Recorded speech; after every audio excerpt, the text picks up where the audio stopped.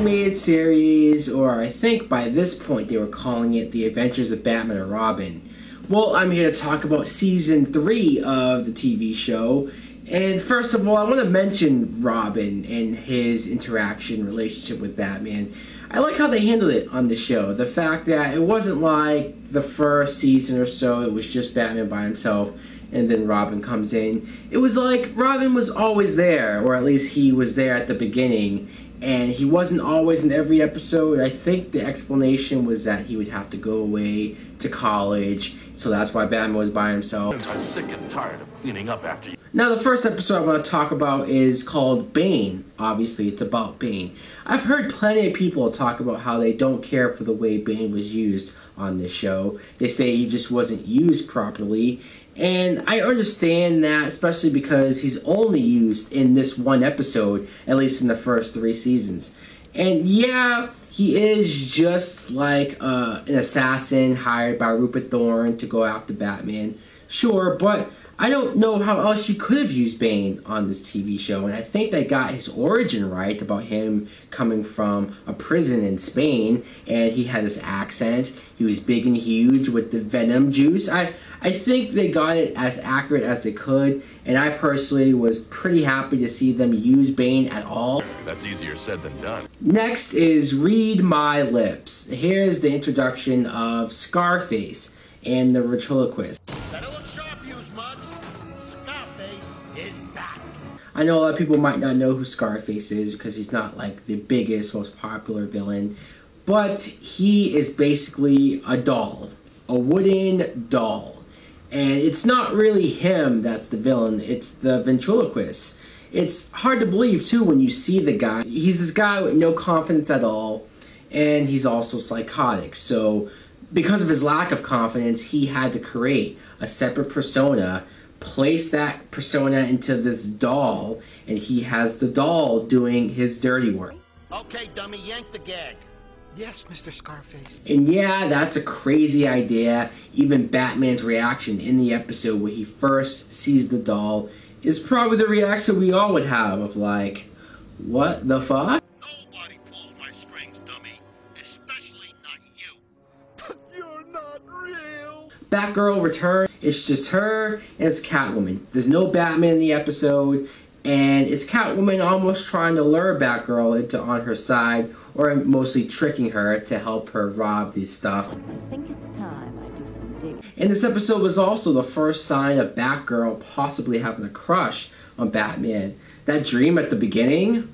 Whoa. Mister, you're crazy. The Demon's Quest. Here's a 2-part episode where we finally got Ra's al Ghul, where Robin gets kidnapped and Batman just has to trust this Ra's al Ghul guy, especially because Ra's al Ghul already found the Batcave, already knows he's Bruce Wayne, already knows everything about him. But then he realizes that it was Ra's al Ghul that set this whole thing up just to get Batman onto where he is and try to tell him about his philosophy and his goal of wanting to like blow up half of the world to start all over. They're blowing up the old SRO hotel. You've got to get the people out.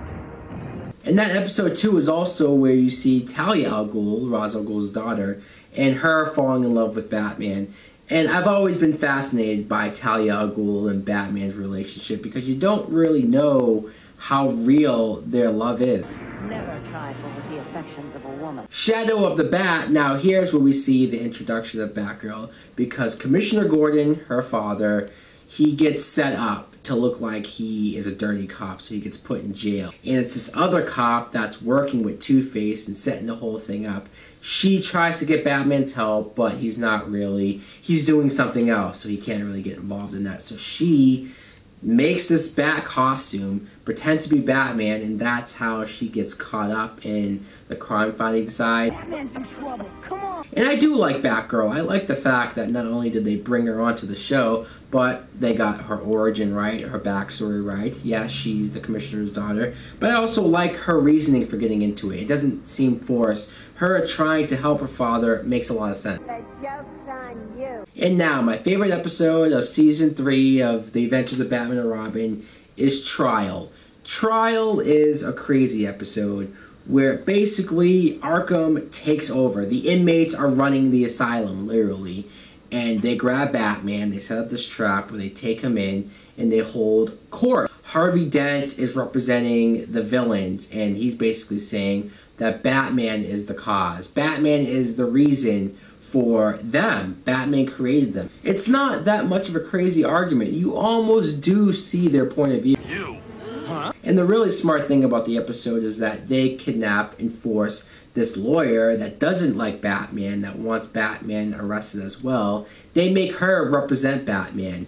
And her doing that, she actually ends up seeing Batman's point of view. She understands why the city needs a Batman. So not only did I like this episode for the character stuff going on and the psychology behind Batman and his villains that he, quote, created, but I love Joker as the judge. Like the scene when he comes in and he doesn't even listen to anyone talk. He just comes in, sits down, and says, "Guilty!" I know you are, but what am I? So guys, that's my thoughts on Batman the Animated Series. I love how now that we're at Season 3, we're getting chances, we're getting episodes of more of the lesser card villains, or even villains created specifically for the show, and you see them get episodes, and you see some cool stuff with them. Stay back, Batman. I hold the ultimate equalizer. Like Killer Croc, or the Clock King. Who thought the Clock King would be an interesting villain?